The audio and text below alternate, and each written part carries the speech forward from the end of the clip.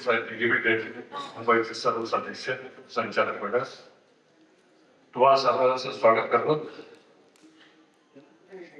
आज ज्या पद्धतीने संस्था काम करते ते खरंच कौतुकास्पद आहे. त्यांचं ऐकलं, बघितलं, आकडेवार आणि मला खरंच चेअरमन साहेबांचं कौतुक आलंच वाटतं. त्यांनी ज्या पद्धतीने काम केलं, त्यांनी आणि त्यांच्या संचालकांनी ज्या पद्धतीने काम केले ते खरोखरच कौतुकास्पद आहे. आजच्या या सभेला मला बोलवलं त्याबद्दल त्यांचे मनापासून आभार. आणि मुख्य म्हणजे प्रमोद पवार जे मित्र आहेत माझे, दिलीप खन्ना, अशोक कोटेरे, त्यांचे आभार मानतो.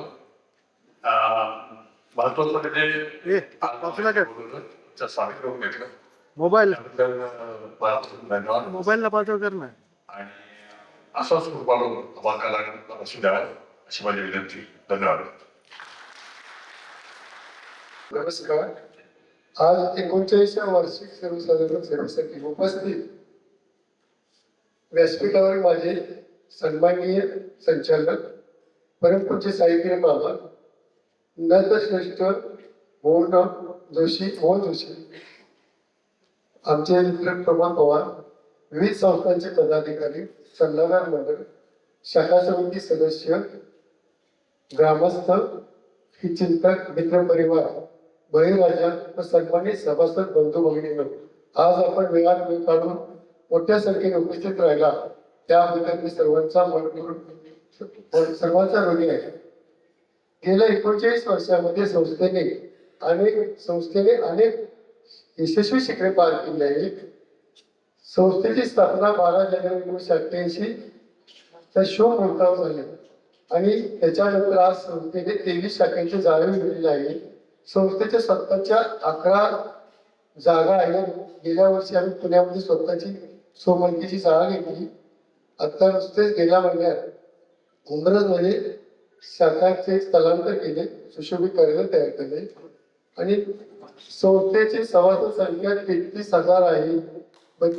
सगळ्यांची स्थिती संख्या 2025-26 सालामध्ये संस्थेचे सभासद संख्या 33,000 आहे. संस्थेच्या मार्चला 293 कोटी ठेव होत्या, पण संस्थेने 303 कोटीचा टप्पा पार केलाय. सध्या संस्थेची कर्ज 250 कोटीच्या पुढे आहे.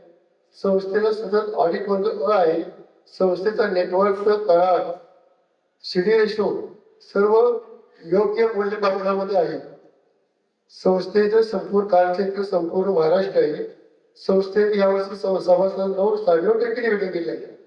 पुढच्या वर्षीचं डिव्हिडंड आम्ही 10% वाढवणार आहे आणि चालू वर्षामध्ये विभागीय कार्यालय आम्ही करणार आहोत प्रत्येक ह्याच्यामध्ये.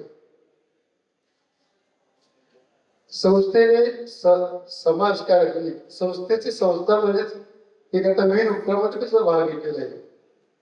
ज्येष्ठांचे सत्कार, ठेवीदारांचे सत्कार, कर्मचाऱ्यांना प्रशिक्षण, अंधापक मुलांना मदत, हळदी कुंकू समारंभ, क्रिकेट स्पर्धा, वैद्यकीय अशा अनेक स्पर्धेत आम्ही भाग घेत असतो. आता बराच वेळ झालेला आहे. आता मी जास्त माझी भाषण लांबत नाही. विविध क्षेत्रातले सामाजिक क्षेत्र, धार्मिक क्षेत्र, राजकीय, शैक्षणिक, डॉक्टर, वकील, इंजिनियर, पत्रकार, ग्रामस्थ या सर्वांनी उपस्थित दाखवली. आमच्या संस्थेवर असेच प्रेम वृत्तीगत करा. तुमच्या विश्वासाला आम्ही कधी तडा जाऊन देणार नाही आणि हा जगन्नाथ लढत असेच यशस्वी घोडघोड करत राहील. यात काही दोघं नाही. जय हिंद, जय महाराष्ट्र.